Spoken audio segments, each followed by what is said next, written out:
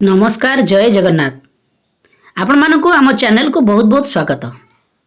वर्तमान आमे आपण मानक पई नहीं आसीछु जहाँकि आपणकर पाठ टीका वर्तमान नूतन भाव में जो श्रेणीगृहटी खोल जाइए जहाँकि शिशु बाटिका तो आपण माने समस्त शिक्षक माने प्रशिक्षण नहीं सारी जहाँकि से उल्लेख अच्छी जे जो शिक्षक माने आपणकर वर्तमान तो शिक्षक अभाव अच्छा किंतु तथापि जो शिक्षक माने शिशु बाटिका शिक्षादान देवे से प्रथम श्रेणी और द्वितीय श्रेणी को शिक्षादान देवे तो ताहाकू आमे लक्ष्य करी एठारे पाठटिकाटी प्रस्तुत करिछु दैनिक पाठटिका जहाँकि शिशु बाटिका 3 प्रथम और द्वितीय श्रेणी को नहीं।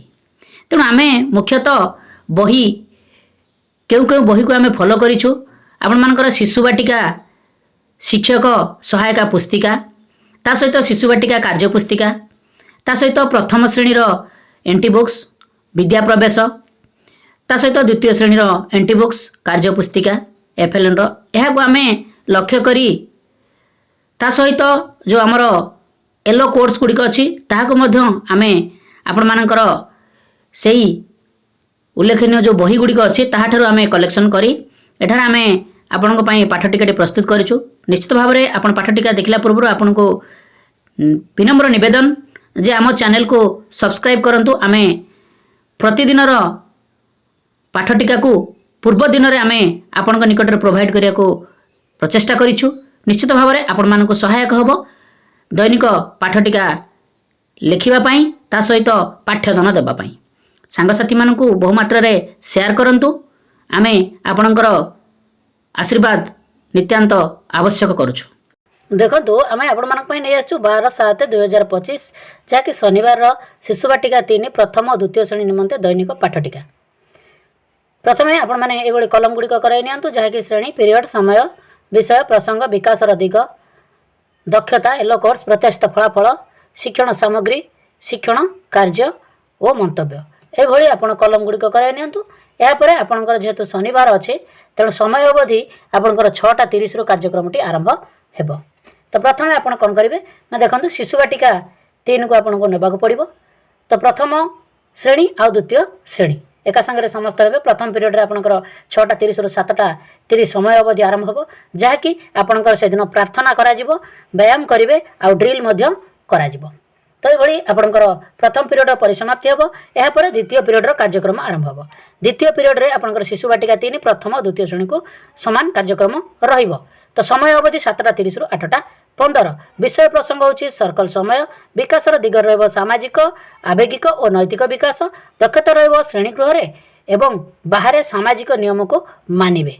येलो कोर्स होची CG4 C 4.5 प्रत्याशित फलाफल रहिबो छात्र छात्री माने श्रेणीगृह और बाहर जो नियम सब अच्छी ताहाको मानिबे और बुझिबे। यापर आपनकर सूचना नियम गुडी को पालन करिवे। यापर आप शिक्षण सामग्री आवश्यक पड़ो नियमर चार्ट गुड़िक शिक्षण कार्य पिलामानंकु विभिन्न सामाजिक नियम गुड़िक बुझाई कहि और ताहा पालन करने को कहि। तो ये आपंकर प्रथम और द्वितीय श्रेणी कार्यक्रम समाप्ति हेबो जहाँकि द्वितीय पीरियड परिसमाप्ति हेबो। यापर आपंकर तृतीय पीरियड कार्यक्रम आरंभ हो। तृतीय पीरियड रे आपंकर समय अवधि आरंभ हो 8:15 रु 8:45 विषय प्रसंग होची मुक्त खेल जहाँकि आपंकर प्रथम श्रेणी आउ द्वितीय श्रेणी समान कार्यक्रम रहिबो। विकास रहिबो शारीरिक विकास दक्षता रहिबो निज इच्छा अनुसार खेलिबे जहाँकि प्रथम और द्वितीय श्रेणी समान रहिबो। येलो कोर्स होची CG2 C 2.5 प्रत्याशित फलाफल रहिबो छात्र छात्री माने अभिनय कोणरू कंढेई खेलना आनी कंढेई खेल खेलिबे। तो यह मध्य प्रथम श्रेणी और द्वितीय श्रेणी समान कार्यक्रम रहिबो। TLM आवश्यक खेल सामग्री आउ किट शिक्षण कार्य पिलामानंकु तांकर अभिनय खेल रे उत्साहित करी और बुझाइबी। तो ये आपंकर तृतीय पीरियड परिसमाप्ति हो। यापर आपंकर चतुर्थ पीरियड कार्यक्रम आरंभ हो। प्रथम आप शिशु बाटिका 3 और प्रथम श्रेणी को नेबे समय अवधि 8:45 रु 9:45 रहिबो।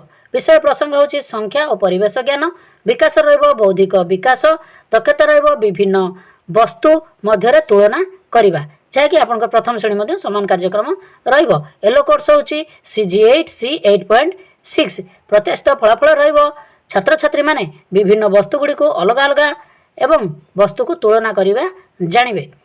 TLM आवश्यक गोड़ी इटा काठी बही और पेन शिक्षण कार्य पिलामानंकु विभिन्न सामग्री देवी और सेथिरु समानता और अलग वस्तु को जानिबा पई बुझाइबी। तो ये भली आपणकर शिशुवाटिका 3 और प्रथम श्रेणी कार्यक्रम परिसमाप्ति हेबो। एहा पर द्वितीय श्रेणी कार्यक्रम आरंभ हेबो जहाँकि चतुर्थ पीरियड समय अवधि 8:45 रु 9:45। विषय प्रसंग होची गणित कार्य पुस्तिका सप्ताह 5 दिवस 6।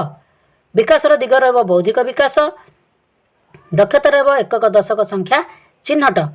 येलो कोर्स होची M202। प्रत्यस्त फलाफल रहबो छात्र छात्री निर्भुल भाव में कार्य पुस्तिका पूरण करिवे। TLM आवश्यक कार्य पुस्तिका शिक्षण कार्य रहबो पिलामाननको कार्य पुस्तिका पूरण करी सहाय्य करिवि। तो ये भली आपणकर द्वितीय श्रेणी कार्यक्रम परिसमाप्ति हेबो जहाँकि चतुर्थ पीरियड परिसमाप्ति हेबो। यापर आपणकर 9:45 रु 10:15 आपणकर मध्याह्न विरति कार्यक्रम कराजिवो। यापर आपणकर पंचम पीरियड कार्यक्रम आरंभ हेबो जहाँकि प्रथमे आपण शिशुवाटिका 3 को नेबे। समय अवधि 10:15 रु 10:45। विषय प्रसंग होची चित्रांकन। विकासर दिग रहबो सृजनशीलता और सौंदर्यबोध विकास, दक्षता रहबो चित्र अंकन करिवे। येलो कोर्स होची CG12 C12.3। प्रत्यस्त फलाफल रहबो छात्र छात्री माने निज मनरु विभिन्न प्रकार चित्र अंकन करिवे एवं रंग देबे। शिक्षण सामग्री रहबो पेंसिल, रबर, रंग और तुली। शिक्षण कार्य रहबो पिला माने निज मनरु चित्र अंकन करिवे और सेथिरे रंग देबा पई कहिबी। तो ये शिशु बाटिका 3 कार्यक्रम परिसमाप्ति हेबो। या परे आपणकर प्रथम श्रेणी कार्यक्रम आरंभ हेबो। प्रथम श्रेणी पंचम पीरियड समय अवधि 10:15 रु 10:45। विषय प्रसंग होची चित्रांकन। विकासर दिग रहबो सृजनशीलता और सौंदर्यबोध विकास, दक्षता रहबो चित्र अंकन करिवे। येलो कोर्स होची CG12 C12.3। प्रत्यस्त फलाफल रहबो छात्र छात्री माने सीढ़ीर चित्र अंकन करिवे। शिक्षण सामग्री आवश्यक पड़िबो पेंसिल और रबर ता सहित कलर। शिक्षण कार्य रहबो पिलामानंकु सीढ़ीर चित्र अंकन सिखाइबी।